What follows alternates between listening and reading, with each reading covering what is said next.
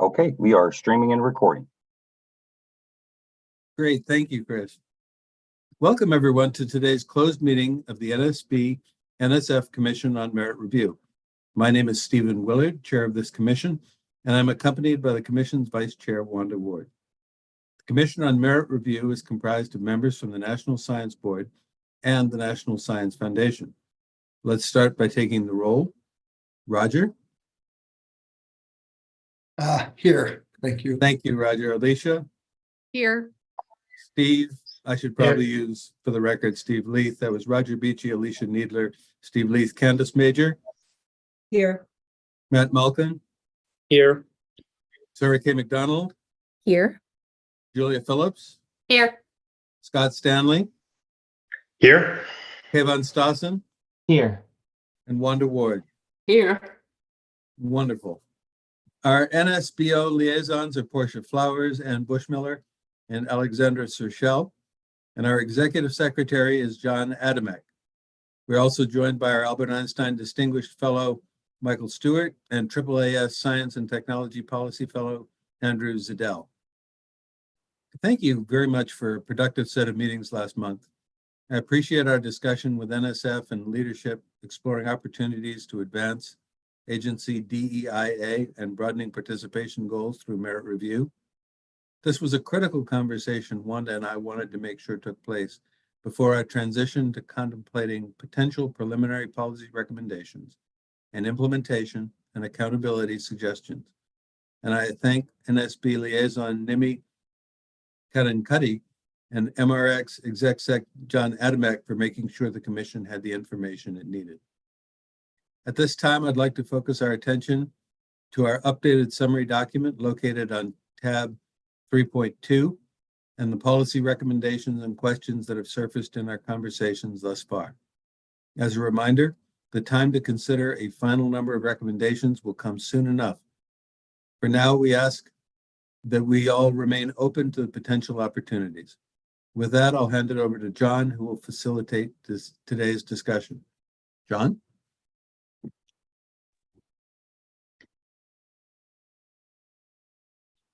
Thank you, Steve, Wanda, and members of the Commission for engaging in today's discussion on assessing and prioritizing topics for potential policy recommendations. Let me begin my screen share and walk you through some introductory slides here. Okay, looks like that is showing to everyone.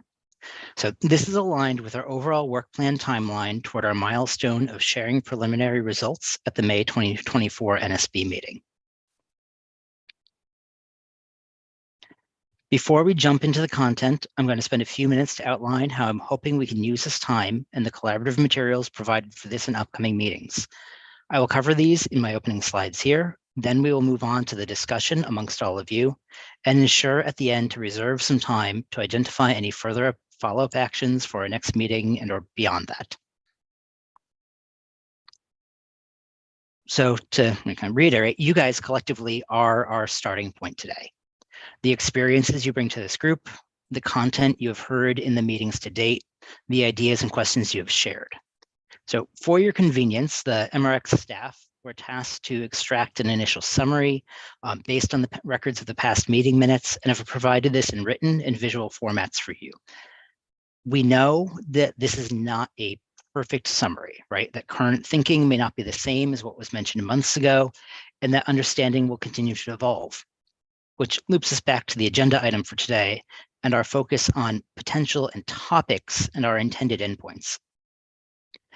So through this discussion, MRX will focus on the subset of ideas related to the policy theme, building off the pre-meeting documents toward a member-validated and updated set of priority topics.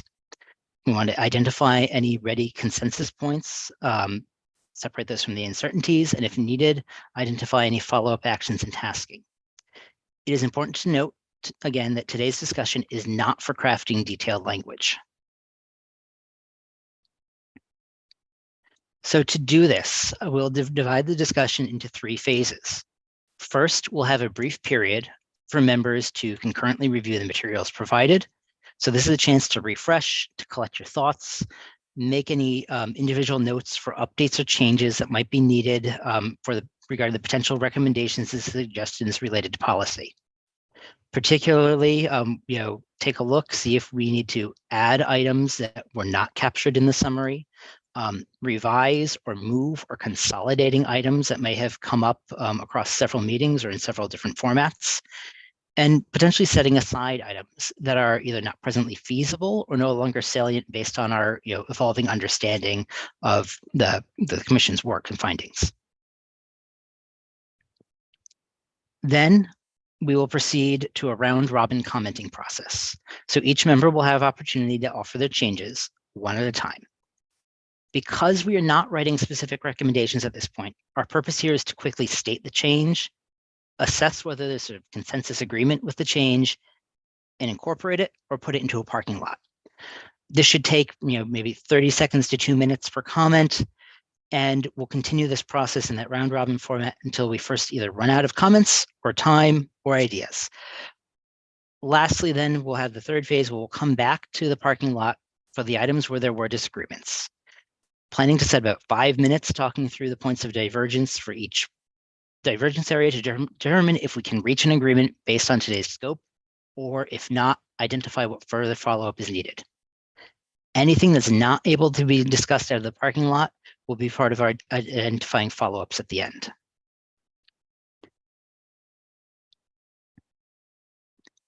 So before we go, I want to pause and see if there were any questions on the approach or anything like that that you'd like me to answer or address. Give a pause for that.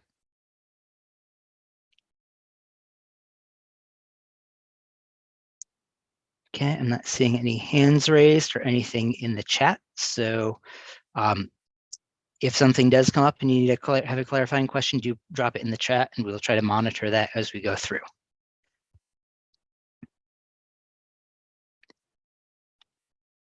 So now we'll move into starting the discussion. We're going to start here with like this 20-minute set aside to refresh on the prior discussions. The summary versions are available. The Word format is in your diligent book, and I believe links were sent out into the for the a PowerPoint sort of a sticky board version and an Excel spreadsheet version of the same information on the MRX SharePoint site. Remember, this is the time to make your own notes for changes, to add, move, revise, consolidate, or set aside items. Also, we'll be using that Excel version. Some of the other staff are helping out, and I must reiterate again, my thanks to all of them who have had a hand in helping pull this together to capture notes during the round robin. And so in that Excel version, there's a column with each member's name where we marked based on the minutes who was showed as involved when an idea was first proffered in the past meetings. But in this 20 minutes, I encourage you to look at that spreadsheet version too and use that as a chance to go in and sort of update, mark, or remove any of those kind of citations or plus ones, so to speak, to better represent your current opinion. Make sure we capture those correctly. If you are done looking before the 20-minute mark, please use the reaction button for the green check mark, the yes. I'm doing one now to demonstrate here, to signal that you're ready to continue. And if everyone's ready early, we will cut it short and move along. So with that, take away the reaction and turn it over to you guys. Let's see if we can actually put up a timer.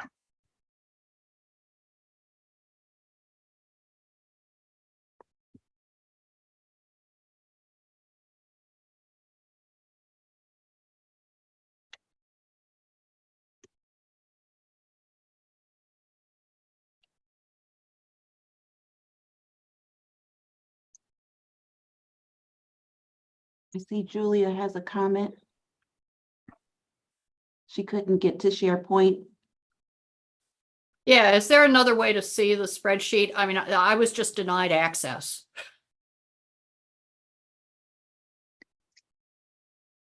Yeah, my NSF login expired and it made me want to log in through my NSF email, so then I couldn't get into it.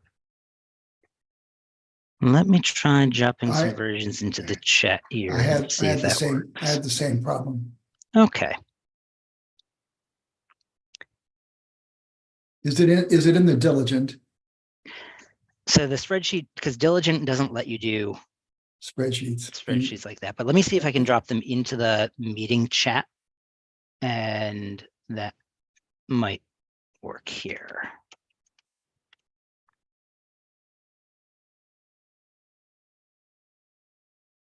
And I can add the link if you need me to. Yeah, see if you can do the link, and I'm gonna see if I can put the file there directly for folks, because we should be able to make it available to them that way. Yeah, the link is only available to internal users. That's the problem.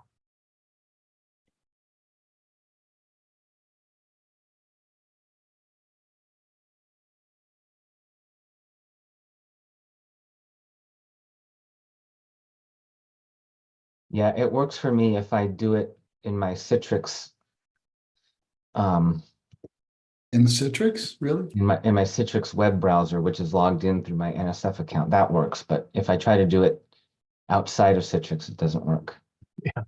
But isn't this chat linked to the Citrix then? So the SharePoint, I believe, is set up with all of you guys having But is the access access to our to it. NSF account or our other accounts? Because it tells me I can't get in from this approach. Yeah, It if you're, was, but it hasn't been working since sometime around the last meeting, if not before. Are you on, Julia? I haven't, I'm going to try the Citrix thing now. I was completely unsuccessful the other way. Okay.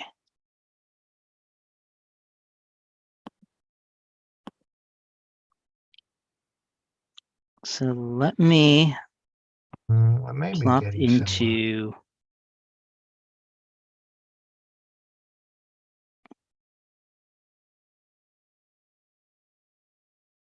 I'm gonna try something here.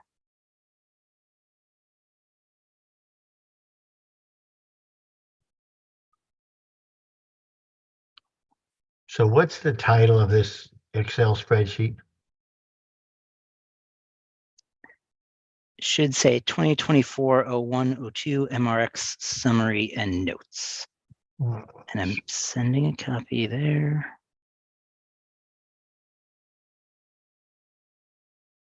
Okay, I got it to open. Okay. Hey, Yep. victory. What did you do, Steve? Well, after it told me I didn't have access, I basically ignored it and went to the little technical details, and dang, if it didn't bring me in, it probably wasn't supposed to, but it worked. That sounds interesting. Yeah. So if you check the chat, you should be able to open it through there because I've linked it there. So this, we will follow up with the access to the collaboration site because that should be ongoing, that you guys have access to that.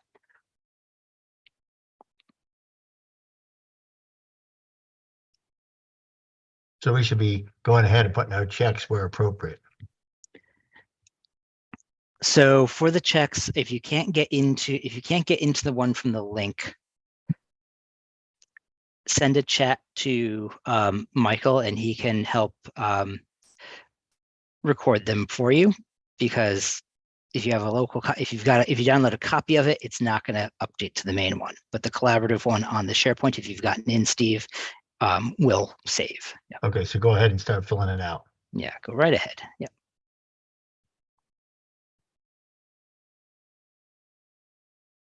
I'm getting the only available to internal users.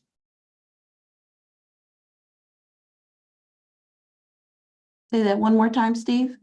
Is there some other button there, Roger? Because I forget what I did, but there was something like technical details or something, and I clicked on it and it brought me in. Well, I ended up going to the link that came on chat to the Okay. document itself. But at least you're in. But at least it's so small I can't see it. Let's see if I can get it. Got it.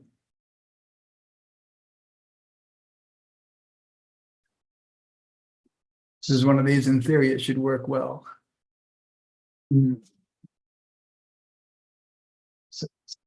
So if we are able to access it in SharePoint, which I am, I'm sorry, the actual task right now is to.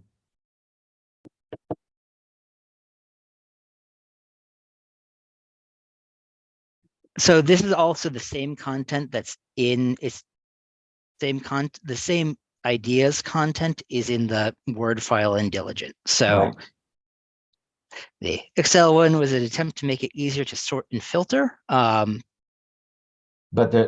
Yeah. But do we have a task right now, or Yeah, the task is to right now is to look back at them, refresh on what we have there, and if there are any things that you see that need to be changed, capture a note of what that change is. So when we go into the round robin, okay, we can get through those with a minimum of sort of re-explanation of them. okay, And John, if I could just say, this is Sarah Kay. I know there are many of us working in the file simultaneously. I think I just sorted based on the topic area. So assuming others see that, it should be the 35 items that are designated as policy that are at the top of the spreadsheet. It's those 35 you want us to focus on, right? The policy items? Primarily, Mhm. if there are things that elsewhere on that spreadsheet that were not labeled policy that you believe ought to be labeled policy, if you have time, say try to look at those. But yeah, there was close to 100 bullet points extracted from 8 months of meetings. So, but the column that has each of our names individually, do we have a task in that right now? so yes, for that, if there are ones that you are associated with that you don't think you should be associated with, go ahead and let us know so we can remove those. If there are ones that you want to be associated with that you aren't, add or let us know so we can add those. Ah,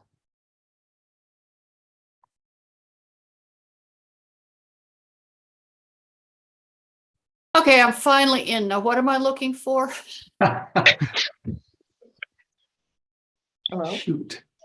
And I'm only seeing 2 items now. yeah, a whole bunch of rows got hidden somehow.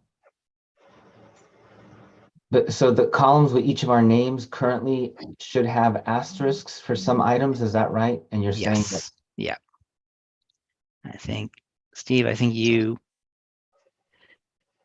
Did I So mess I it up? believe one of the columns is filtered. Now, if you are in here, the wonders of the 1050, yeah, that's fine. SharePoint Excel, if you go and unfilter that, it will give you a little pop-up that says, see just mine or see everyone else's, because it allows everyone to do different filters at the same Okay, but time. also, I don't.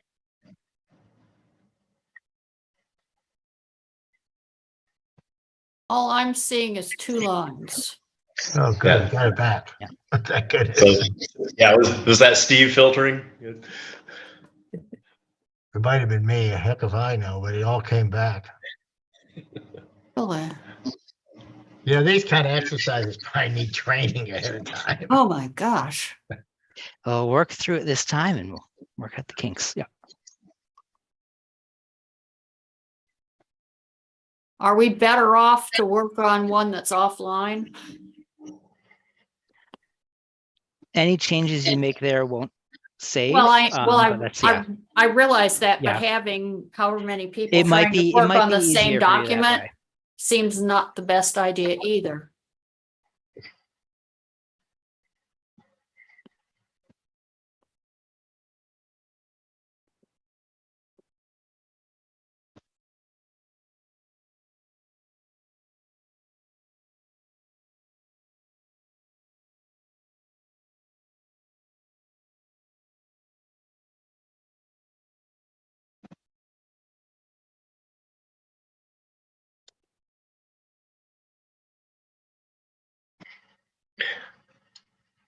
Would it make sense to run people through this verbally for I'm for purposes that. of today? I vote for that, Steve. I think we can. So let me switch my screen share here and pull you guys. What I'm going to do is override everyone's filters and pop up the sheet and switch to sharing that. And I will. Boy, John, for so many times I've said you're the right guy at the right time, and I'm feeling that now. Well, I'm not sure I'm feeling that right now, but here we go. Okay, so let me minimize that, move some things around. Everyone should be seeing this now. I'm gonna. It's clear. Awesome. Minimize the ribbon. Great. So yeah.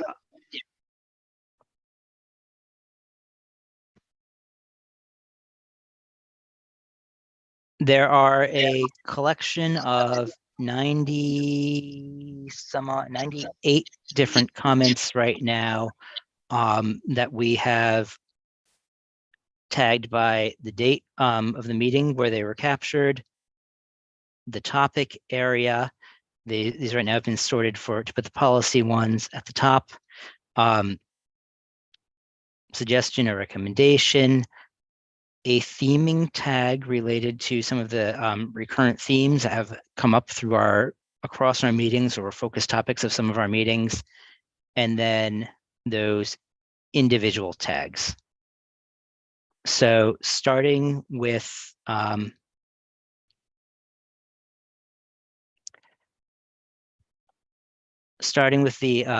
first one here in this, let me do a resort on this real quick. The topic area and level date holds newest. Okay.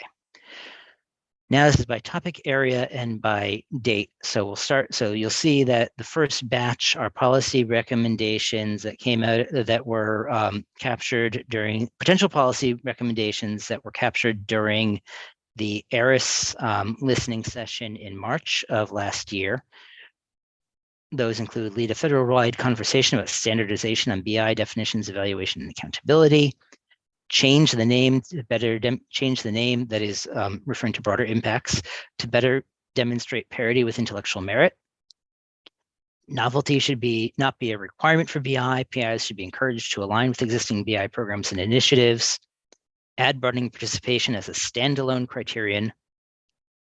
And then moving into May 8th, clarifying position on novelty in BI by aligning merit review element 2 and merit review principle 2. Revise merit review element 4 to consider proposed or potential to build research or human capacity. Explore element 3 as a potential mechanism for obtaining BI outcomes data. Clarify the intended audiences for merit review principles 2 and 3. Clarify what is meant by in the aggregate in merit review principle 2. Revise and clarify merit review principle 2 for the appropriate audiences.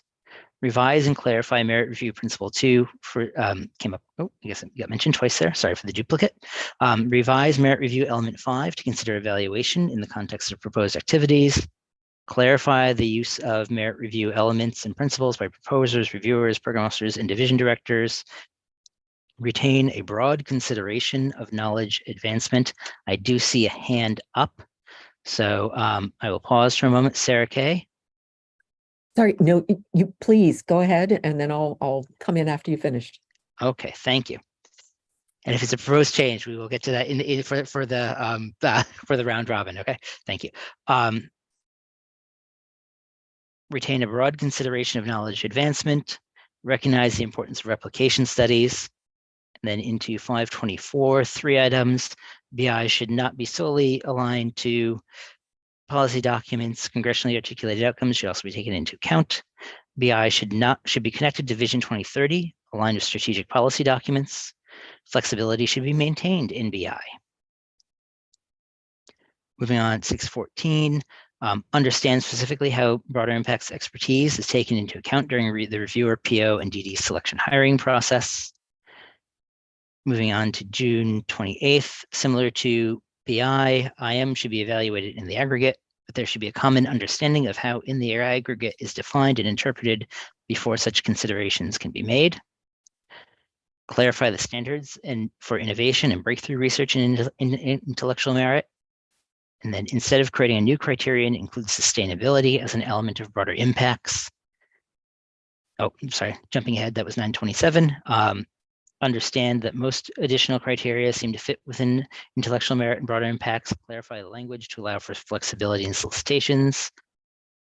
A question as to, are the elements and principles guiding intellectual merit and broader impact at the same level as additional criteria?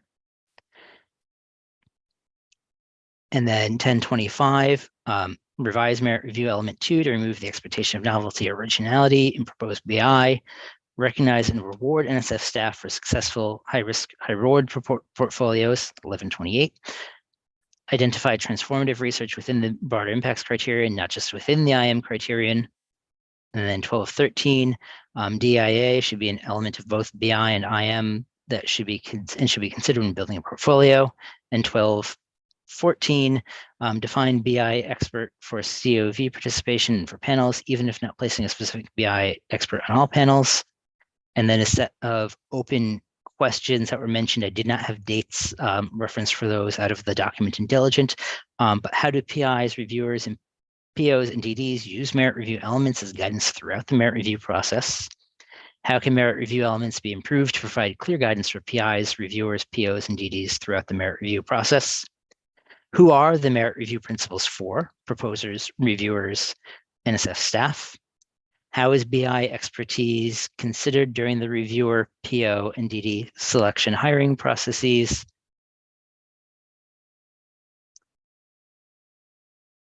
And then what was NSF's response to the 2001 National Academy of Public Administrators study of the National Science Foundation's criteria for project selection? And then 2 items from another June CEOSE meeting. Broadening participation should be added within the IM criteria, not just as part of the BI criterion, and holistic evaluation should be re-examined since the general consensus is that the 2 criteria are unequally weighted. Those both came from outside of the commission from comments from the CEOSE. Okay.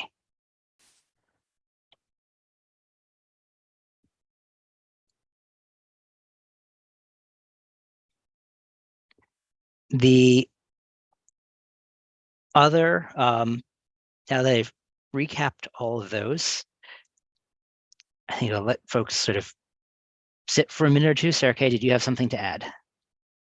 Yeah, thanks, John. And if this doesn't fit with the way you were hoping we'd proceed, please cut me off. But as I was thinking about the task, it seems like we have this 30 plus ideas that have come over a year's worth of discussions, things like the ARIS listening session, et cetera.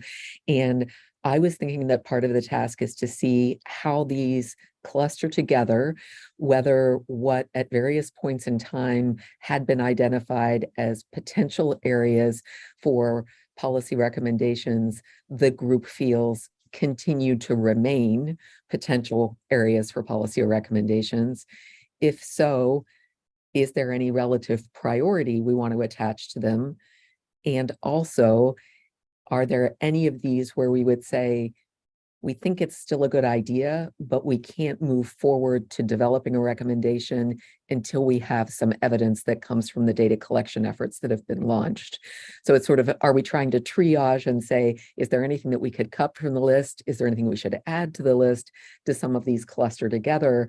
And do some of them that sound like they're still great ideas, are they things that we really cannot effectively address until we have more data from the data collection? So I don't know if that's where you were headed. So Sarah Kay, that is helpful framing. I think, yeah, those are just, basically the sorts of considerations I was hoping folks would bring this lens to, and we were hoping, when we go into the round robin, those are the sorts of suggestions, right? Things that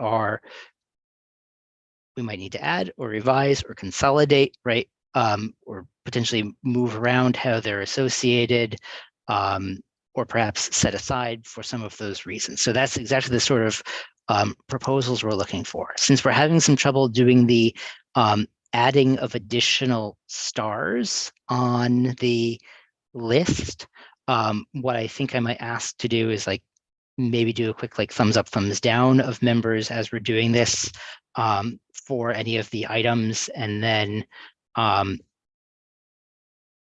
I think we'll wait for that for the round robin, and instead of trying to run through that again. And so let folks make the changes first and propose perhaps consolidations and then go through there.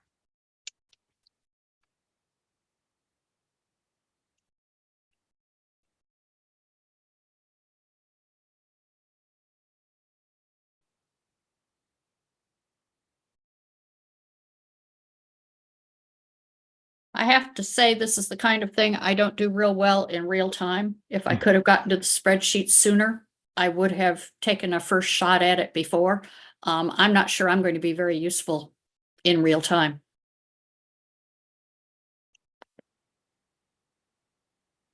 You are not alone, Julia.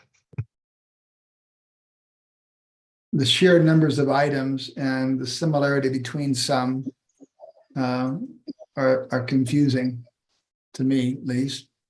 And the grouping would be really helpful. And maybe some subgroupings, subtopics under a group.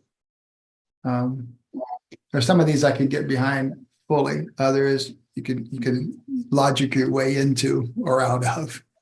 And it is a challenging process with 99 of these guys. I might offer, I don't know if this is the right time, but I had thought that we had a homework assignment to try to do some of this in advance. So I did, and I sent to Portia and Steve and Wanda my initial thoughts on a one pager of ways to group a bunch of these into what I thought were sort of 3 kind of major recommendation categories. I don't know if it would be helpful to folks for me to share that, or I don't want to overly just Roger. I had done some of what you're talking about. I don't know if that would be helpful for other people to see, but I don't want to hijack the process here, John. It would be for me. John, are you comfortable with that? I recommend it to you. Yeah, I think that's fine. And I think we can basically use that as a bit of a segue and do what we can with the round robin now. And let me stop the share and offer Kayvon to kick us off with a suggestion.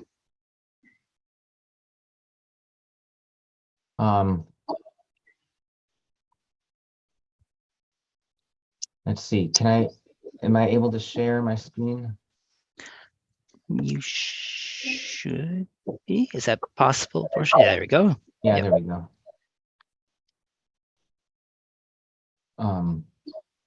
Can't.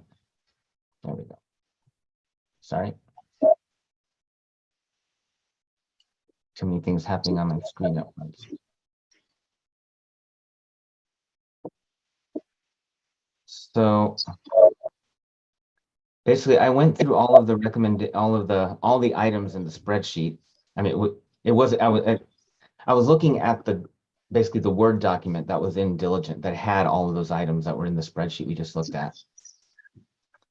And what I saw was, again, this is just my own opinion and things that I was resonating with.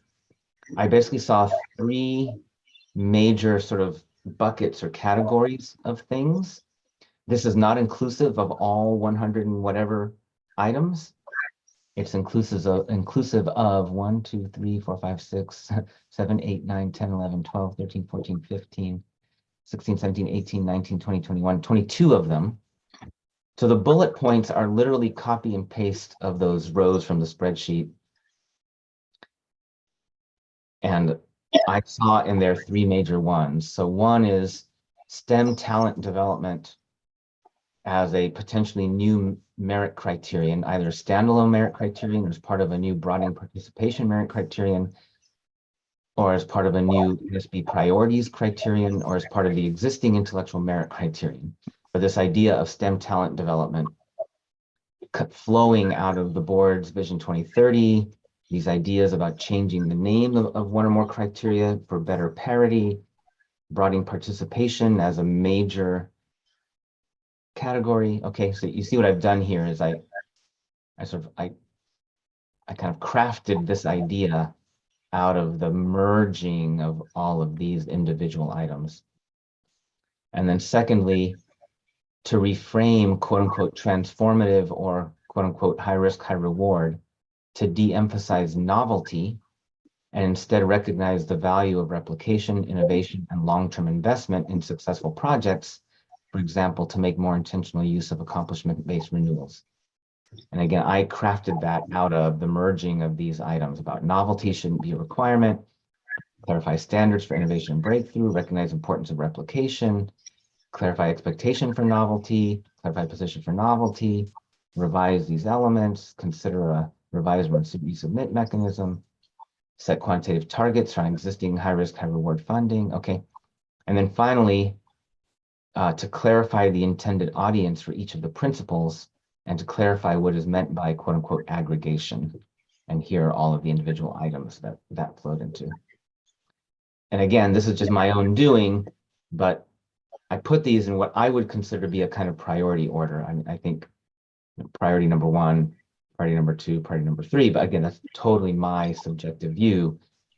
And again, one final time, caveat disclaimer, this is all my own doing and does not reflect the opinions or positions of the National Science Foundation and National Science Board or anything.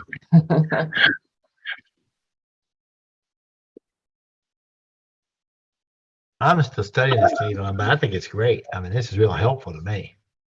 Yeah, I like it's getting it more under control to where it's not just 99 items out there. We can Yeah, thanks for doing this. get right out of it. So I see Sarah has her hand up and then Julia. And so we'll go to Sarah first.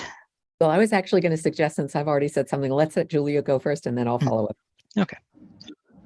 Okay, and I'm not sure if we should be commenting. I mean, this is a great starting point for conversation, and I have a rather strong point to make. I'm just not sure if I should be making it now or at another time. You've got our interest, Julia. Go ahead. Okay. Yeah, I feel really strongly that staying with 2 major criteria is very important. Because, you know, you could certainly make the point, and I subscribe to it, that intellectual merit and broadening and broader impacts are equally important. But I am strongly opposed to demoting intellectual merit to potentially being only 1/3 of the score, if you like. And therefore, in the STEM talent development, I think it would be great to include that, for example, in broadening impacts or broader impacts, but a 3rd criterion I am adamantly opposed to.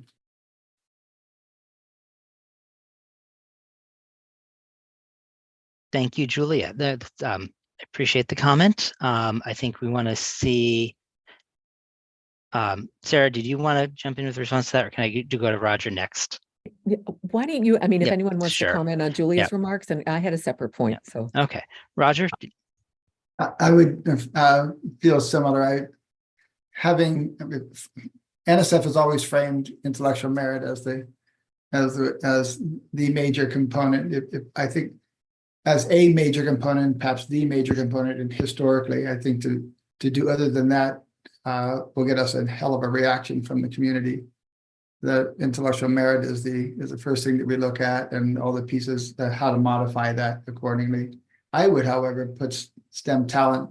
I think STEM talent is terribly important, and that's part of can you complete the research, Julia? So I'm not sure I would put it in broader impact, but rather have it in intellectual merit. That because it's the discovery and the innovation and the talent should be developed, I think, within the context of the research as much as possible, and I would place it there and measure it.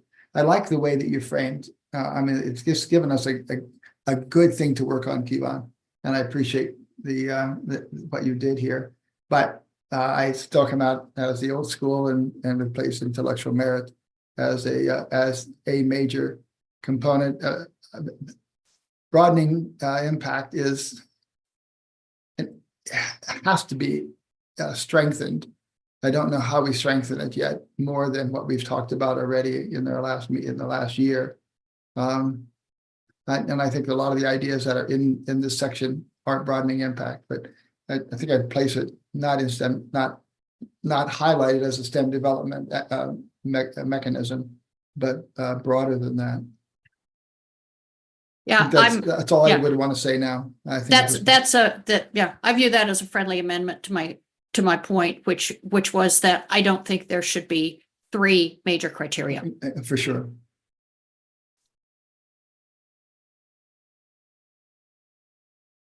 So Steve, Leaf, Yeah. please. Oh, I probably don't need to comment anymore, but I'm not going to take this hill, but I think intellectual merit should really be more than 50%. So I'm with Julia there. As important as broader impacts is, if we don't have high levels of intellectual merit, what's the point? So I've come to some comfort level them being equal, but I certainly don't want to see any erosion in any way, shape, or form of intellectual merit. I think I'd love to hear Kevon's response, because remember, Steve, we are the old guard. Correct. And I want to make sure that we recognize how others feel. At least I do, but I'm fully in agreement with what's been said so far. Kevon, can you help us there?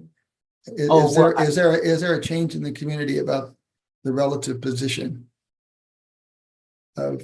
I mean, I guess I would say, I don't know, kind of in my own defense, I mean, what I was trying to do was to sort of synthesize and distill, and I didn't make this up, as it were. Yeah, I know, that's why we're attempt- asking for your position, Kevon, What's that? because you did this as a friend of the court, Right. and all you did was reflect what was in front of you.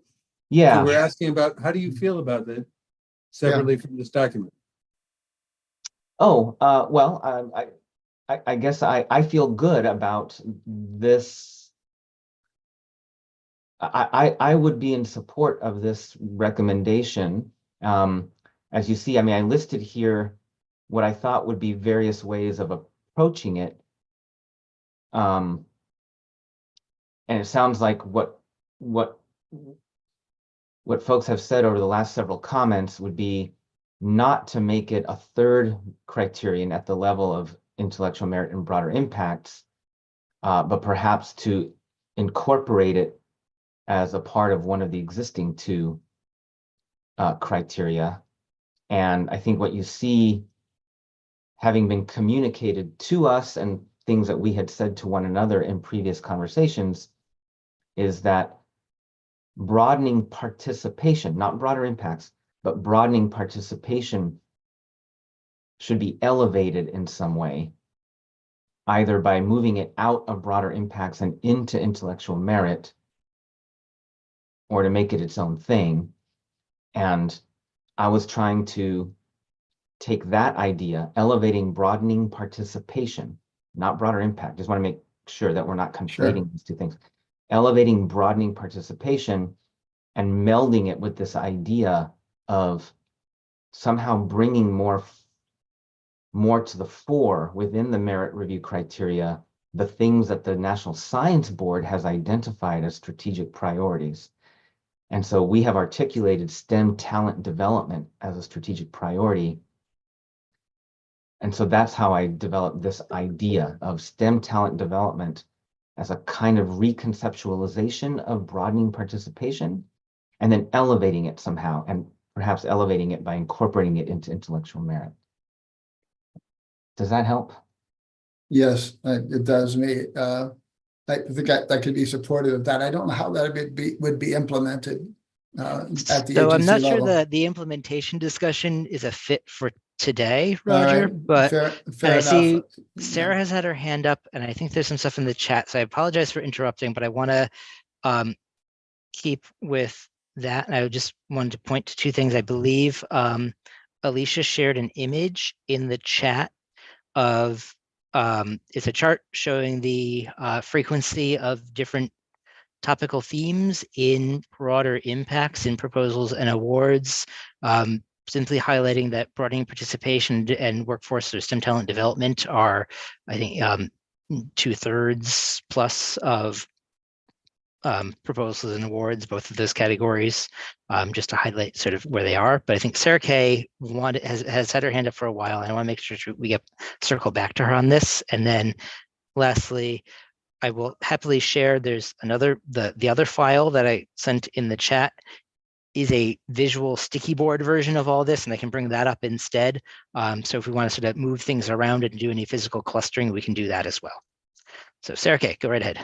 Thank you so much, John. And yeah, I think this is now actually the right time point for me to circle back to this. I'm hesitant not to have tunnel vision and be too enamored with my own framing, but I think this last question that we were posing to Kayvon sort of points to what my idea was, that over the course of a year, we've had a number of issues that have arisen. And I think Kayvon's done a wonderful job of taking those and clustering them and putting, topics and a framing, a conceptual framing around them. But I think if we move too far down that line right now, we could put premature closure on things because we do have these data collections, right? So some of these are topics on which we might say, it belongs in a parking lot, because how we want to move this forward and the nature of the recommendation is going to be informed by that evidence. So I actually wonder if that visual clustering that you put together, John, might be a good middle ground for us to say, if we look across these 35, whatever it is, policy items, which of those are nesting together? And what does that suggest to us, perhaps in writing the RFI?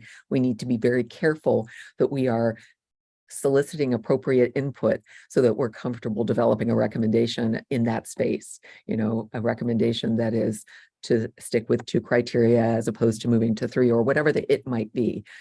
How does this iteratively link to the evidence that we're currently collecting? Thank you, Sarah Kay. And then Scott, I saw your hands up there too. Yeah, I might be jumping the gun here, but we can spend the rest of the meeting time here, I think, on just those first few topics. And I pity anyone who doesn't have a huge monitor like I do, because I'm going blind trying to keep track here. So if you've got a smaller one, you're dead. I think I'm going to withdraw my question and change it to, what are we trying to accomplish here in the next hour? We certainly aren't going to go through all of these items. Are we going to try to do a subset, even part of policy, or what's our goal? Could you step back for me and just give me a synopsis in 1 or 2 sentences? And I think I'm going to take this down now, because I'm Sure. Yes. getting the sense Yeah. that I misfired here. I thought this was part of the homework assignment. I thought it was great, Kayvon, by the way. I didn't necessarily agree with all of it, but no, it was a great shot at getting our arms around this.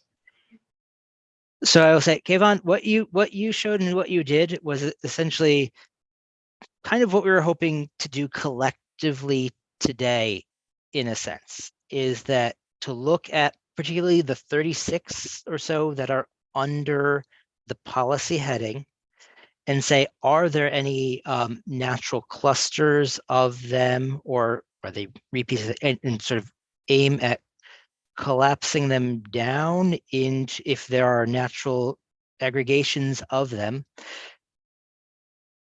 to move toward the set of the higher level potential topics that are the priorities for our continued efforts here, and that our further data collections will inform, and that the further discussions would actually spell out the details of. And so I think the idea of moving, hey, these 8 things represent one high level bullet point is exactly sort of the direction that we would want to take this discussion. So for that, what I want to do very quickly is, and you guys all have a version of a copy of this in the chat. You'll have to probably scroll up a little bit, but it's the second file that I sent in the chat. It is a PowerPoint version. It's the same stuff presented in a sticky board. And I think maybe for this group, it will be easier to sort of just show that and then maybe physically move things around rather than try to work in the Excel. So I'm going to take that as a point but then what I'm going to do is try to adapt the round robin approach here. And so what I'm going to do is let people sort of raise their hands and call on in order, and we'll go through everyone to do those sorts of requests. And if we got general consensus on the move or the thing, we will take it. If there's not, we're going to mark it and set it aside for the moment and then come back around to it. Okay, so I'm going to start and I'm going to share one more screen. Here is the third version, and this is going to be me trying to edit a PowerPoint live while talking with you guys. So I'm going to zoom out real quick. This is everything, all of the 98 comments have been put onto these little cards and physically grouped under the policy implementation and accountability measures. They are color coded for your convenience as well. Things that deal with both intellectual merit and broader impacts are clear with the black. Broader impacts specifically are these darker blue. Intellectual merit is the blue with the white background. Then we've got the themes related to broadening participation, weighting of intellectual merit and broader impacts, portfolio balance, and solicitation-specific review criteria. And what I'm going to do is, yes, try to remove the column on the left here, or minimize that for, oh, that didn't, oh, there we go. I can do that. There we go. Minimize some of that and then zoom in for easier look. So these were some of the sort of the groupings that sort of popped out. We put them into not necessarily a topical crosscut like Kayvon had done here, but focusing back on what pieces of the policy, the intellectual merit criterion, the broader impact criterion, the principles, the elements, and other policies that aren't defined by those categories, and bin them under there to sort of check out if there are any patterns at that high level. And I think this actually captures some of those same relationships, Kayvon, that you had shown in your sheet. But to highlight here, under the intellectual merit criterion, there were only 2 of the comments specifically that referred to that actual statement of intellectual merit. One was the suggestion that BP, broadening participation, be added to it. And then there was a statement about retaining a broad consideration of that. There were only 2 comments that went directly to the broader impacts criterion itself. One, again, maintaining flexibility, and then changing the name to demonstrate parity. The open question about the criteria, I sort of just placed between those 2 for now. Most of the comments that we've had in terms of policy reflected potential modifications or updates to the merit review principles and the merit review elements. And so this is one place where, there might be natural clusters or condensing that might happen here in both of those. And then lastly, there are several other kind of points that didn't necessarily fit with either of those. If you guys want to propose homes for them or something like that, we can do that. But perhaps starting with this, everyone might be able to open a local copy of it. You maybe like sort of early versions of online chess where you just got your moves back and forth and you had your board at home. Wow, that dates me as a nerd. Okay. But perhaps if there's a specific suggestion as to something that might be moved or consolidated or updated, someone have one that they'd like to proffer.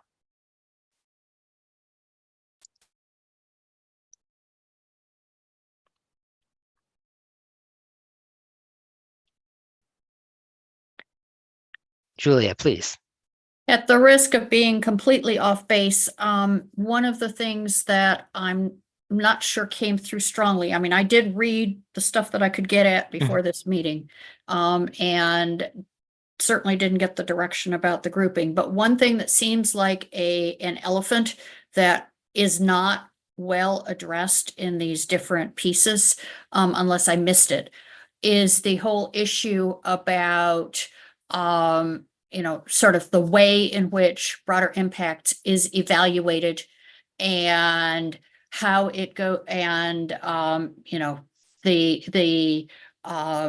we kind of know intellectual merit when we see it, I guess. Broader impact is way fuzzier, and the need to do a much better job of, actually doing that evaluation and even emphasizing that, even if it's not at parity with intellectual merit, it's up there. It's got to be considered much more strongly than it currently is or currently is perceived to be.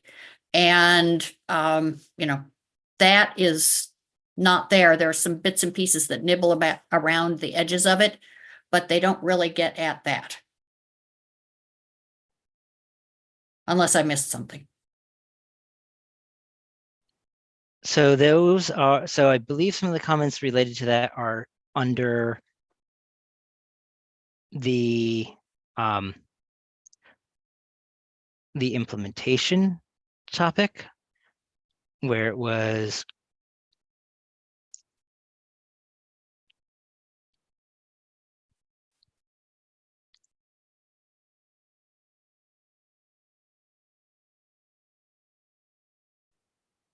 there were some questions about evaluating the impact of broader impacts and proposal reviews, potential, considerations of how one might implement different mechanisms for that. But that would be, most of that would be for the discussion, for a later discussion, focusing on that rather than the policy.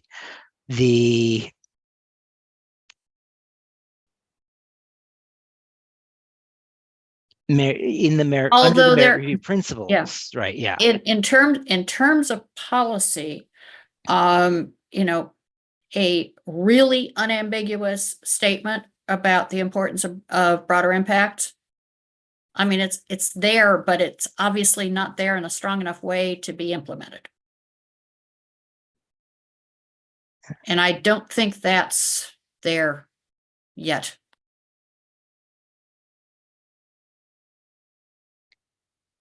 Would you propose putting it as a suggestion here under the principles rather than the separate criteria or the elements? Well, the rest of it has to derive from the principles. So yes, I think so.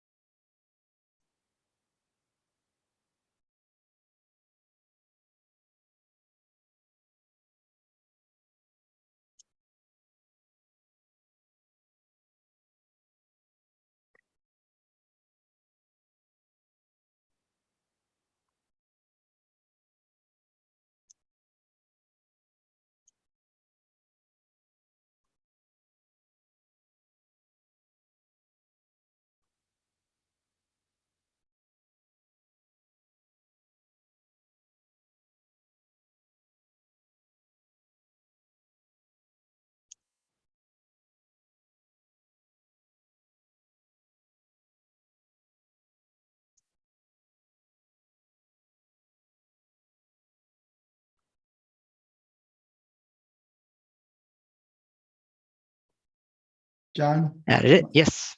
I don't have my hand up, but there's some significant overlap in the recommendation to refine the merit review principles that I think you can eliminate some of those boxes, some of the white boxes in particular. For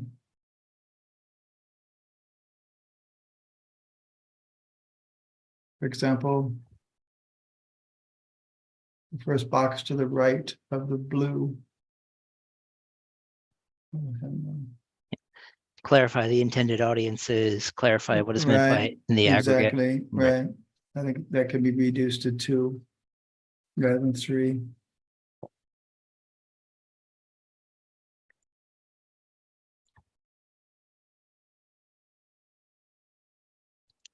there any disagreement with that?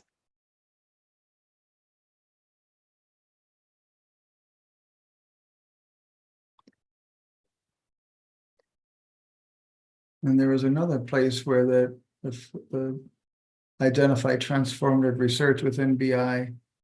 I think there's another comment to that in a later, a similar comment in a later section.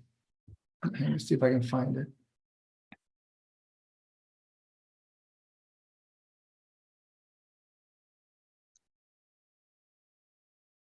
We said transformative research is not. I think that that was the one on identifies transformative research within BI. And there's another comment that says then BI need not be transformative. Yeah, I So- think that was one of the Eris comments, and I think it's in the elements section just below There's that. a, yeah. But yeah, okay. those are a bit inconsistent, so. Right.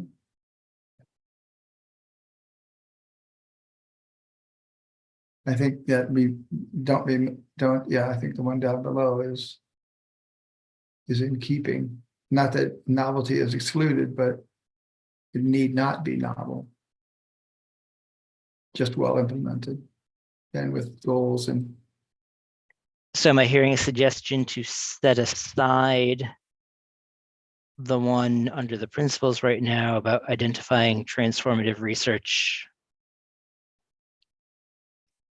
in BI because there are several suggestions about de-emphasizing it in the elements?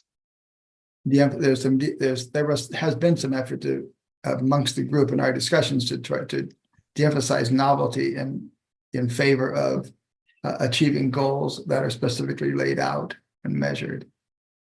On the other hand, I'm not sure we want to discourage No, transformative I- ideas. And so, I Agreed, think sure. it's really emphasizing the dynamic range that we're looking for in BI, which goes all the way from, effectively apply things we already know work at the one end to try new stuff that can really be a game changer.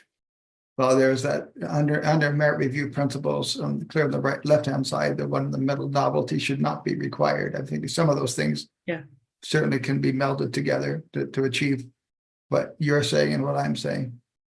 And what Steve's saying. Yeah.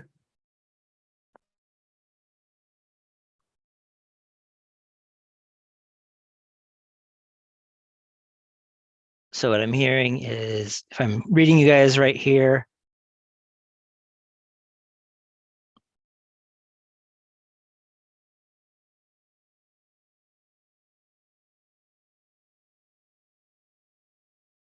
combining those ones.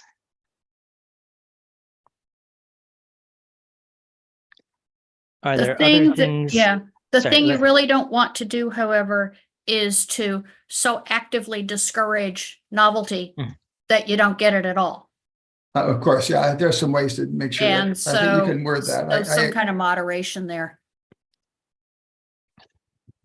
I think that certainly holds. I like that suggestion of a range, if you will, Julia. You don't want to diminish or discourage novelty, but you don't want to make it an absolute requirement. Another consideration with regard to novelty is what Kayvon characterized in talking about transformative, as I recall, and that falls clearly more within IM than BI. But I think he also talked about the importance of articulating. These were things that were discussed throughout our ongoing conversations. The importance of the value of articulating the importance of replication and some of the other things that he, Matt, and others have talked about. So within this transformative novelty discussion, we need to better articulate what we're talking about in the BI criterion, but also within the IM criterion. So I am going to add a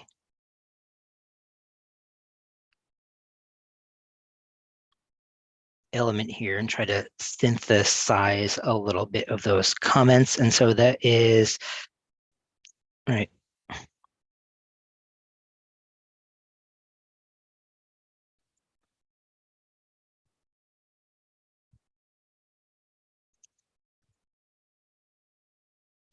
Revise merit review elements to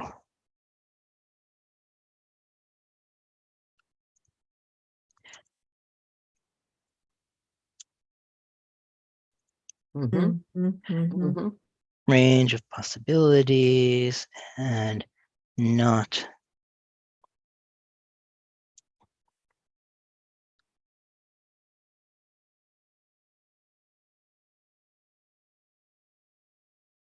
Mhm. Right? Where are you editing?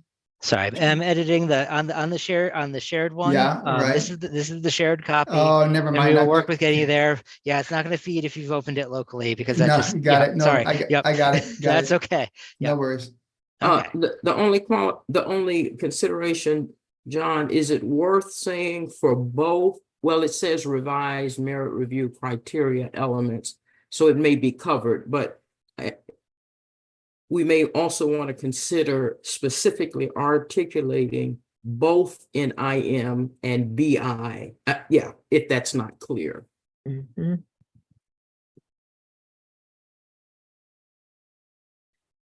And are we specifically talking about novelty? Well, So- element 2 talks about potential to benefit society, right? Sorry, creative, original, or Mhm. potentially transformative. So Mhm. creative, original might be novel. Something doesn't need to be novel in order to be potentially transformative, right? Correct.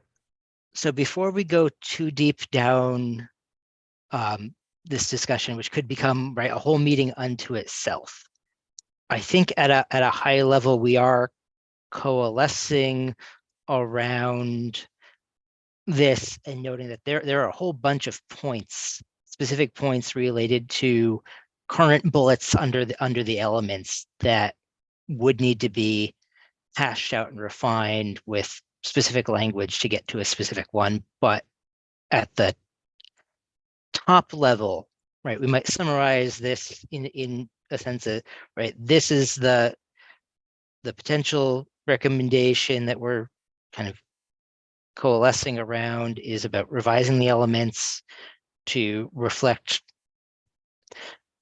both the uniqueness of the different criteria and ensure that they maintain an expansive, inclusive view of the things that are relevant.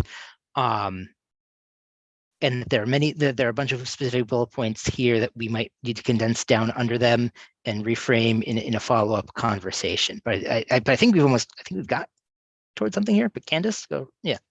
So is this saying that the commission members then are comfortable with the idea of not having, right now the elements are the same, or we're designed to be parallel between BI and IM. And so would this be saying that we're comfortable in making changes that would remove some of that parity in the elements under each of the criteria?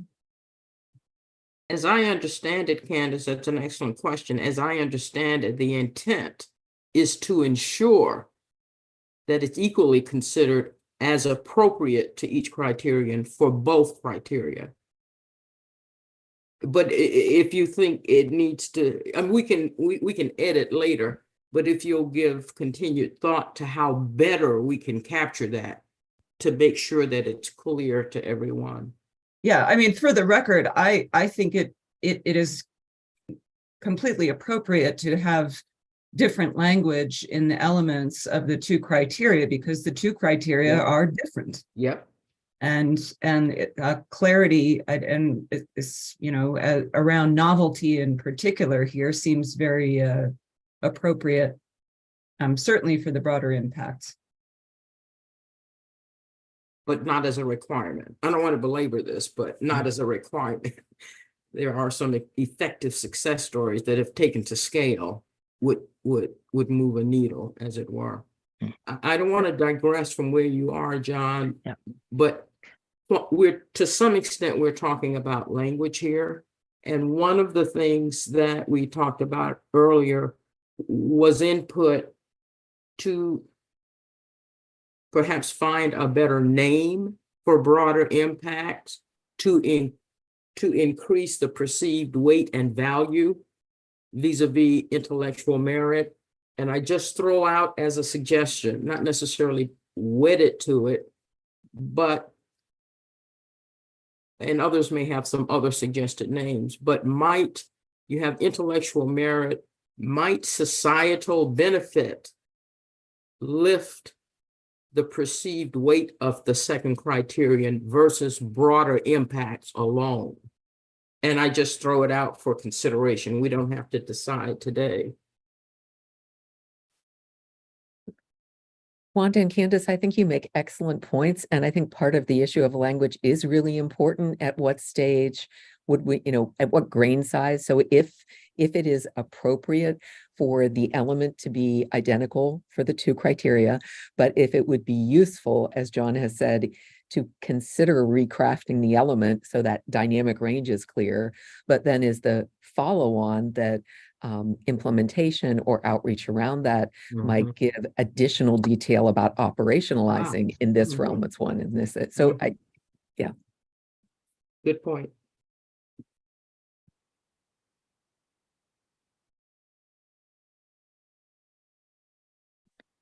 So I've captured that question here, or question suggestion here, that I think we would want to get into sort of a deeper dive discussion on that. Maybe not appropriate for this meeting to hash out some of that, and maybe is everyone not seeing that? Yes, we can see that. Okay. There we go. Okay. So that's there. Let me scroll to the top of the screen real quick and just maybe work down this, because we already hit the merit review elements and sort of consolidated those a bit. I'm gonna ask, in terms of the intellectual merit criterion, there was one idea about having broadening participation add within the criterion, and then another one about a broad consideration of knowledge advancement and retaining that.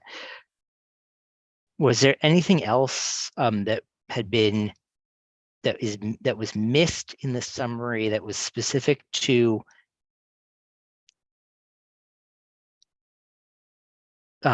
specific comments related to changing the intellectual merit criterion itself that came up or that we missed?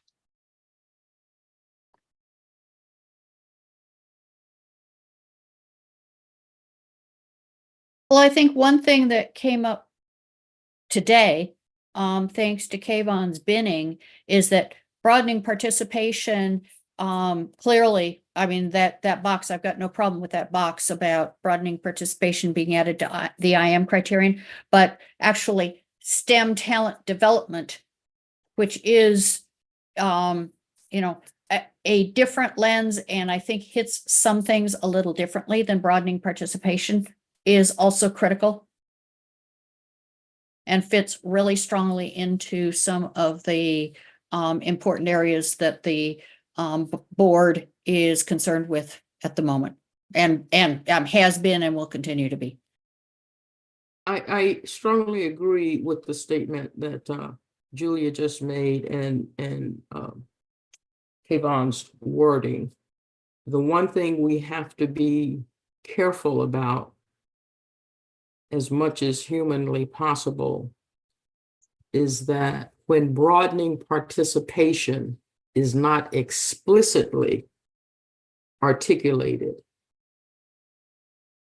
it easily becomes invisible in consideration. So I do like the notion of, STEM talent development or human capacity building or whatever.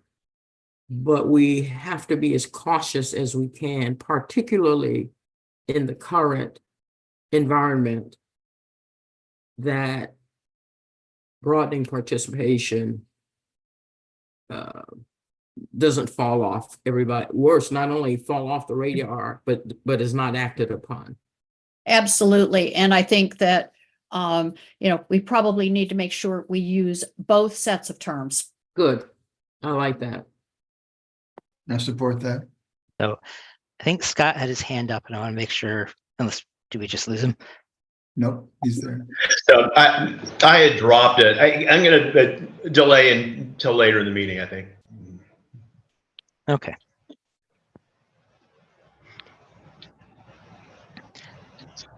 So I'm going to add a note here about STEM. Let me increase the size of that. I don't know if you can't just add it to the existing square, the one that's in sort of the pink mode. That one, broadening participation through STEM talent development or something. And it occurs to me as we're talking about this, and the SBE Directorate and CIOS have been very insightful about this, and that is that broadening participation entails more than talent development. It really is a part of the intellectual merit in the sense of the research. There's a robust literature on these issues. And as I've said several times before, SBE in particular was one of the lead directorates in this Science of Broadening Participation program. That was not a talent development program, as important as talent development is when we're talking about broadening participation to be included in intellectual merit, something that I strongly support versus being a standalone. I think it's equally important to weigh in on the scientific work around broadening participation.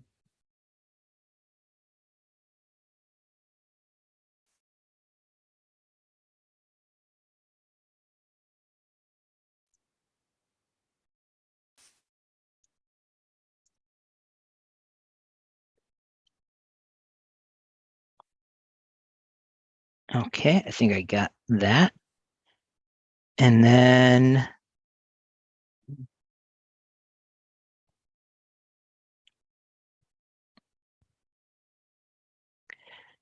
the so the broader impacts criterion, we had the comment about changing the name, still the one about maintaining flexibility. I think that sounds consistent with the discussion below about the sort of ensuring the dynamic range of things is met.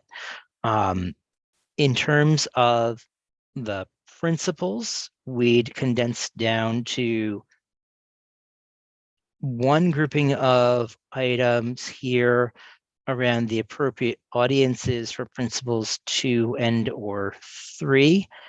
There was a broader question about who the principles are for, and then some things about connecting just history to strategic policy, emphasizing broader impacts in the evaluation, and then how transformative research is identified. So I'm going to offer, if I'm hearing that there is similar to our sort of where we sort of all merge on the merit review elements, if there might be a sort of general merger in terms of points relevant to the principles as well. Let me put one quick comment in. It says, who are the merit review principles for? I would have hoped that the principles are appropriate for everybody who has anything to do with the merit review process. They may or may not be written that way today, but they should be. And so maybe that's a sort of a misstatement of the issue. I don't think you're I don't think that's a mistake. I think you're just this is sort of exactly the sort of comment that we're hoping to get for like do some of these questions are they better rephrased as a comment or a general direction for things. So Julie, I think you're right on with there, and I think that's, you know, if the sense, or at least the tentative sense right now, is that the current phrasing of the merit review principles is leading to unclarity around understanding in the aggregate, in understanding how they're to be interpreted or applied. I might be able go to ahead. help with that. I Yeah. think a number of those comments, Julia, go back to one of our early commission meetings where we were talking about some of the principles that talk about things being considered in the aggregate. And we had a lot of discussion about, you know, does an individual proposer need to be thinking about the portfolio in the aggregate, or about evaluating projects in the aggregate? And so if not, then who is that really being directed to? Right. We had a number of conversations of that spirit.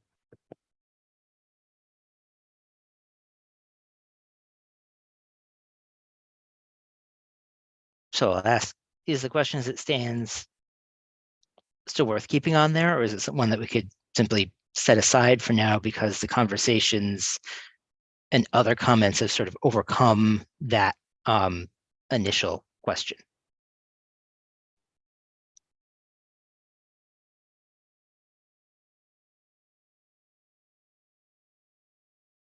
Have you guys moved beyond that thinking? I would simply try to restate what I'm saying, which is that principles should be able to be read and understood by everybody who touches the merit review process.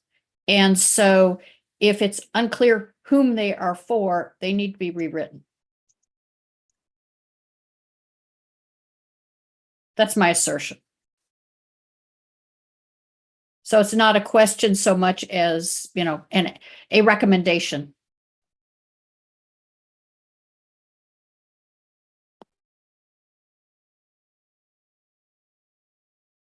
And if I'm out of order, that's fine too. No, I wrote it down. It's yep.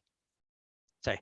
The potential there is revised merit review principles to be understandable by everyone who touches the MR process, right? You know, now there might be some natural follow-ons to that, which is what would a draft of that look like, and how do we validate that, in fact, that is understandable. I would posit that when they were initially written, that the authors did not intend to make them misunderstood. So, Yeah, I guess, Julia, I'm sort of wondering, I'd love to hear from Sarah Kay and others about this issue. I mean, are there specific examples that you would point out to say are not understandable by all? Or is that just a general cautionary note that? Well, I think sorry, go ahead. these questions that are over here in the lower right-hand side of what we're looking at right now suggest that maybe they aren't understandable by everybody. And I think that's another perfect example of, you know, precisely why we're doing the data collection that we're doing with various stakeholder groups. Is there's a sense, and I'm not saying it's from a lack of informed opinion, but there's a sense that these might be more clearly written from things that people have brought to the commission so far. And a question is, what do we know about where things are unclear, where additional clarity would be helpful? And I think that's part of the evidence that we're trying to generate now, so we can be comfortable developing recommendations here. Yeah, thanks. That's helpful. It may be good to have somebody who is not in the chosen group to do the editing rather than an insider. Always helps in having a new set of eyes.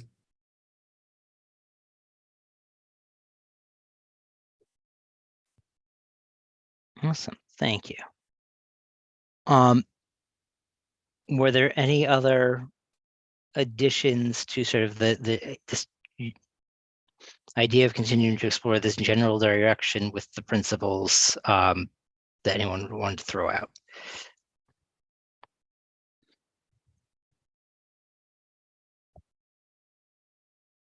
Could I offer something, John, that is not directly relevant to what you just said, but it's been going through my mind, for the last 90 minutes as we've been going through this process, is that I'm thinking forward to when we do have the evidence that comes from the data collection and we are reaching the stage of actually crafting recommendations, that I think working together this way today suggests to me that it will be really important for us to have, a predefined process with homework if that's necessary, making sure everyone has access to all the documents, possibly subgroup work, where some subgroups work on things and then bring them to the whole in the same way that, Kayvon brought his work today, maybe thinking about a process for upvoting or voting on recommendations so that we have a really clear set of parameters that will guide developing the final recommendations. We're sort of narrowing things down and identifying heat maps of areas where we think, oh, this is a space that we're likely to want to tackle, but actually having a good process for making that final set of recommendations. I look forward to everyone's recommendations on what that process should be. So I think I think you've hit on something that I think maybe gets to identifying where sort of follow-ups and next steps are, Sarah Kay. And so I will make a note of that, and I will come back to you to ask that again when we get there. But I will jump. I just want to jump down. Yeah. John, if I could interrupt you. Sure. I would say that we have operated on the basis of consensus thus far, so I don't anticipate any votes.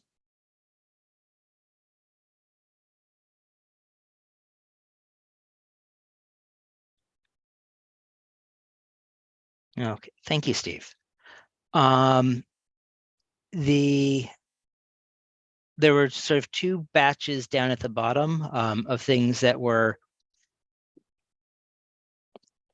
not sort of readily categorized into statements about the existing principles, the existing criteria, and the existing elements. And so they're sort of in this hodgepodge down here. And I want to invite folks to take a look at that and see if there were any items in there that were particularly relevant, or if there were any groupings in there that they wanted to reference or bring up. Yeah, sorry. John, what's this section? This suggestions for policies beyond merit review. Is that the one? The recommendations for other merit review policies. Thank you very much. Yeah, I got it. Sorry, yeah. So I think the first one, which was adding broadening participation as a standalone criterion, Julia made an earlier statement with regard to that, and I heard some follow-up on that, so I will skip that one for now. But there were a couple of comments about potentially clarifying the use of additional program-specific review criteria. And Julia, sorry, your earlier comment on, I think, on the holistic evaluation, or that how BI is considered in the evaluation in relation to IM is here. Maybe it was not as explicitly worded as you would have offered, but that was as it was captured in the minutes. And then this statement about clarifying the use of the elements and principles. So I think it's kind of cross-cutting those other ones. So and then defining, one about defining BI expert for COV participation or panels came up here because that's something that would be a new definition. I'm not sure how, to what extent any of these in the group sort of, do any of these particularly rise as key items to emphasize, or ones that we want to either sort of group or update or move around.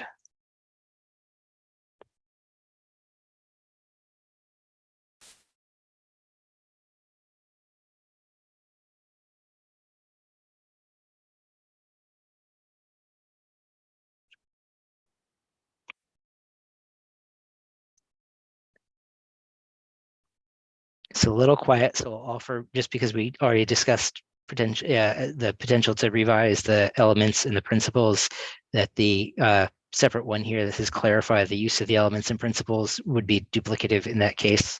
So I'm just going to shrink that one down.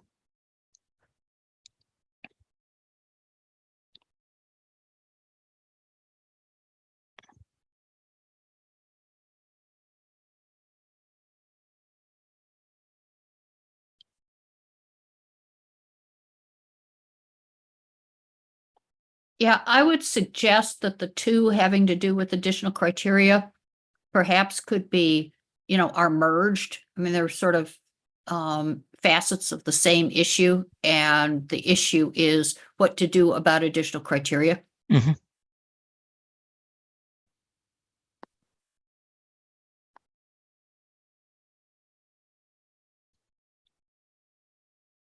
And that blue one in that section that I suggested, I think is an operational one. And can be deleted, that I think. My concern there was whether or not there are enough experts to be all around in all panels. It's really operational rather than. Yeah, well, the Policy. other thing is it potential, I think it is more operational, but it really fits under the yellow one about the holistic evaluation. Yeah, I could do that. So I'll shrink it slightly and then move it over there. Okay.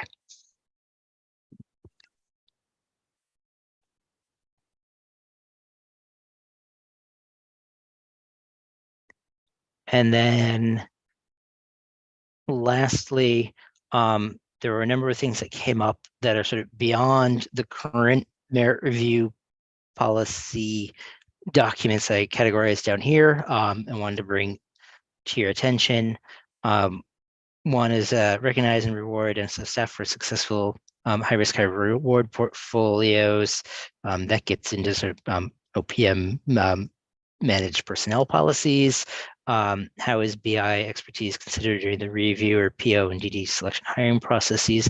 That if the prior comment is, I'm wondering if that might be merged with Julia's comment above about the holistic evaluation process. Okay. Yes. Cool. Possibly the same, understand specifically how BI expertise is taken into account during the reviewer PO and DD selection hiring process. Same thing.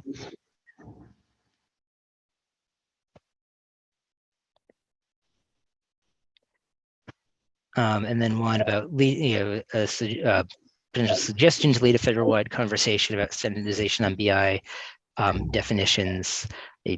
That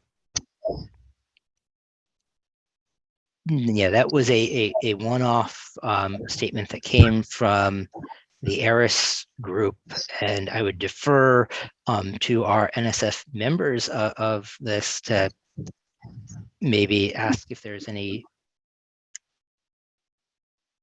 what sort of processes would be entailed with something like that. But I see Scott has his hand up, so I will say, Scott, go right ahead. Well, I was going to let you get the answer to that question first. The point I wanted to make before, and it's coming up here with the risk reward, is that we need to be able to identify the success, not only in intellectual merit, but I think even more important right now with broader impacts of the different methods and strategies that are being proposed. It can't just be, well, this many proposals had this factor within broader impacts. I think there's an expectation that we have a feedback loop of some kind of through the course of the projects and at their completion of did this work or not, and use that to inform back into the selection criteria. And we really don't talk about that anywhere. This is, I think, very much on, hey, here's how we look at proposals. Well, that's great, but did it work or not?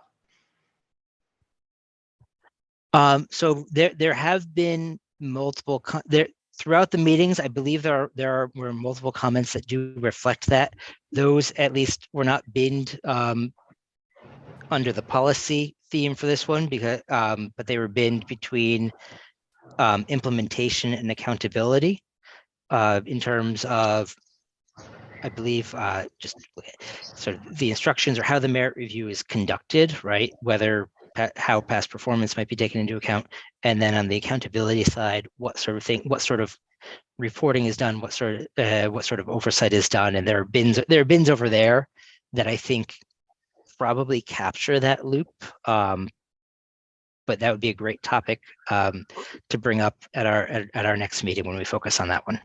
The only thing I would add would be to ask whether or not that belongs at the highest level, as in the principals. That basically saying there is a continuous, feedback, evaluation, feedback, improvement loop that is done to make sure that it keeps getting better.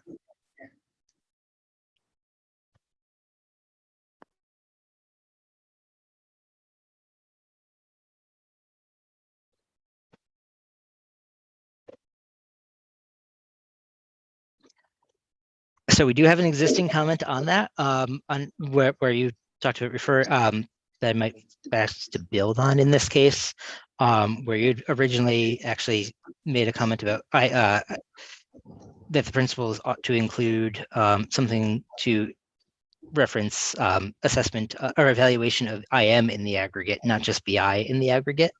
But I will add.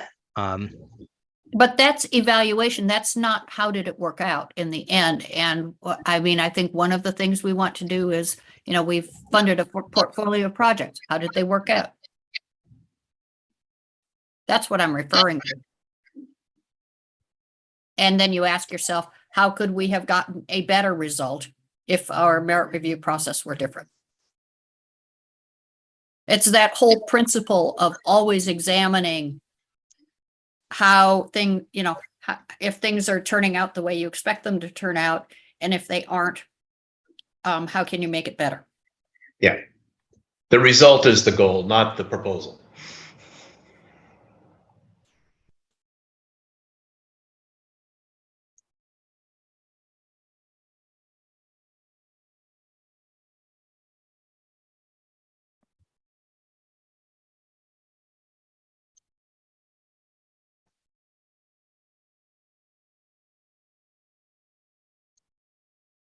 Sorry, Candace.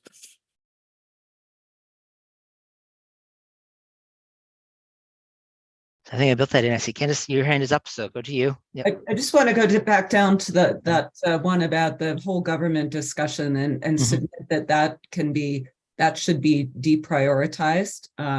See what other people think. I don't disagree that could be an interesting conversation, but when we did have a conversation with representatives from other agencies, there are different missions of different agencies, and NSF should be focusing on the policies that make sense for the mission of NSF, which can be quite different. So while I don't dispute that this could be an interesting idea, I think the focus should be on the NSF policies. Strongly agree with that.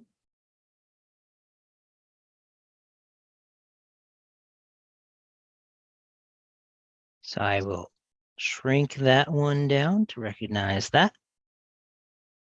Appreciate the comment, Candace. Yeah, I think that's actually it, and we are like literally right on time for walking through these right now.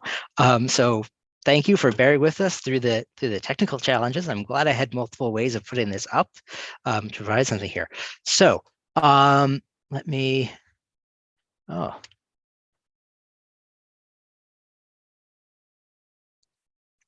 I want to bring up the prompt now and pivot to sort of identifying follow-ups, because we didn't really parking lot anything, so we don't need to go back into sort of deep dive discussions right now, because I think we've identified, sort of crystallize a few areas, and they might have some obvious next steps or follow-ups, but I'm going to put the switch over and put that screen back on here. Move my little taskbar there. Okay. Are you guys seeing the slide again? Yes. Awesome. Okay. Oh, phew. Man, I'm managing having giant screens is great. Yeah. So coming out of this now, we got a handful of things. I think one of the follow-ups for staff now is to encapsulate this now some set of smaller items and maybe sort of do some of the nesting there. Kayvon, I might take your format there and borrow a little bit of that for the next things, and perhaps provide an updated piece relevant to the list of the list of the policy ideas. I want to step back and then put these asks back to you guys, and we'll go, hands up in order. But are there any specific requests coming out of here, either for things to, work on scheduling into a future meeting discussion, outside homework, collaboration tasks, or other asks coming out of this? Particularly with an eye toward the May board meeting and wanting to start doing this. And then Julia, you're about to speak, so go right ahead. Yeah, no, I was just gonna say, it would be really helpful to have more specific asks before meetings. I mean, Kayvon overachieved, and that's fabulous. I went back and I looked at the material that was sent out, and that assignment, assuming it was there, was implicit, and I missed it.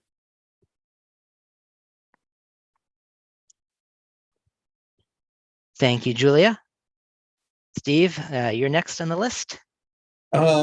Yes, I would love to have some collaboration, particularly with our NSF colleagues, about what we could ask for to enhance broader impact outcome results and reporting. So I think let me offer that is, and I'll bounce off Julia here for a moment. Items regarding reporting we're all grouped under the accountability measure. And so one of the asks for you guys for homework between now and our next meeting, because the next meeting we're hoping to go through the implementation and accountability columns, would be to take a look at those. You guys have access now to the Excel version, this PowerPoint version, and the Word version. So, if you want to go through, do that read through and start looking at what was already said in that area and see if there are any items that can condense. And I will ask the NSF folks particularly to go and refresh on those too, because there might be things in there that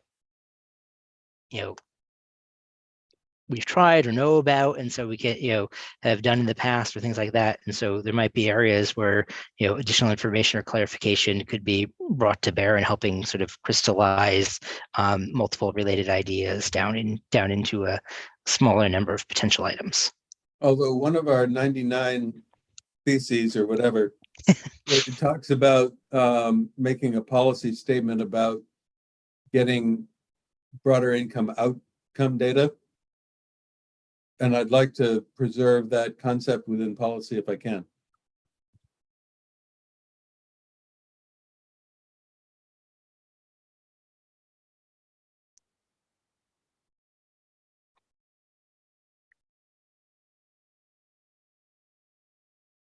So, okay, yeah, I'm trying to figure out where we might fit that in here, because that would be, is there a piece, is there a area of the existing policy where you suggest adding that? Or I think it was, the suggestion was principle 3 or something like that. You'll find it in the notes. okay.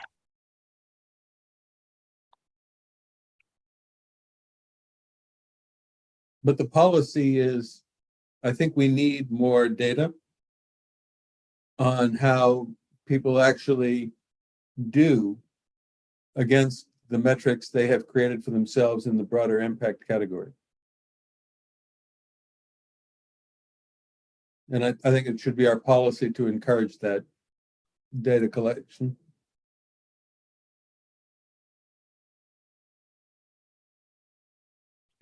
Okay.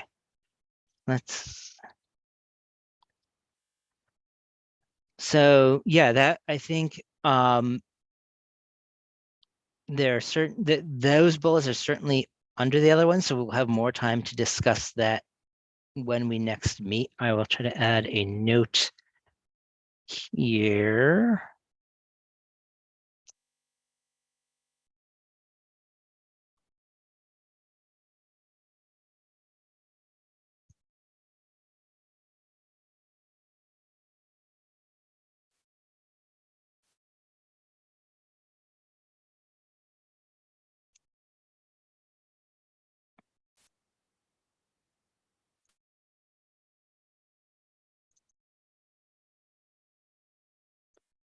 So I think that one is worth, for follow-up discussion as well. I might need some further background homework to figure out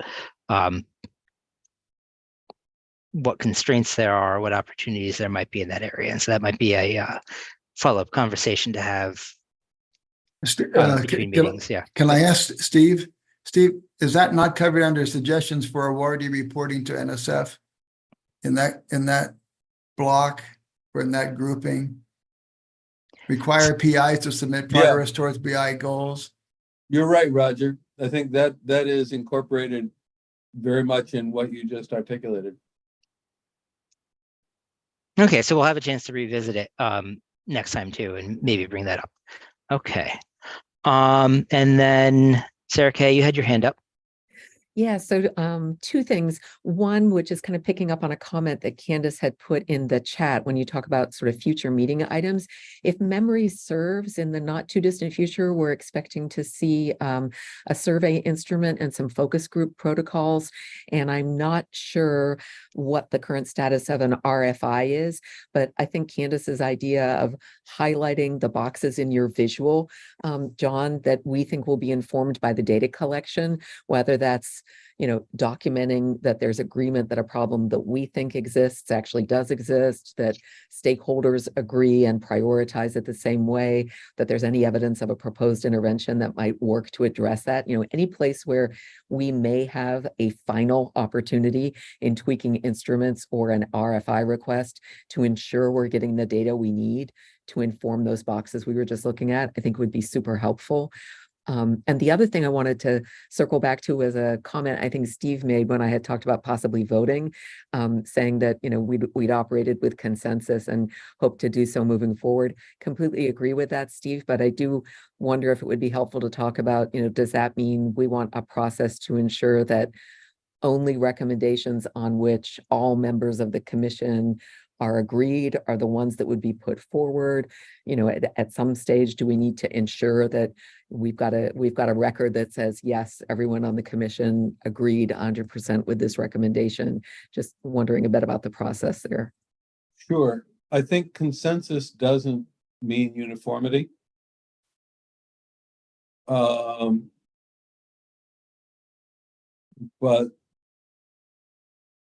I don't think we'll ever get something where it seems like what you're proposing would be like a 100% vote. Let me give some thought to your comments and try to come up with a proposal going forward. But I would like to not individualize the output. And so I need to give your comments some thought.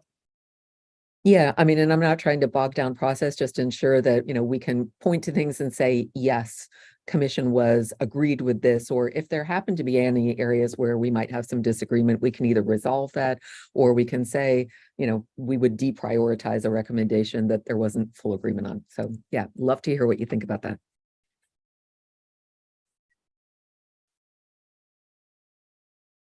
Thank you, Sarah Kay. Any other asks regarding between now and the next meeting?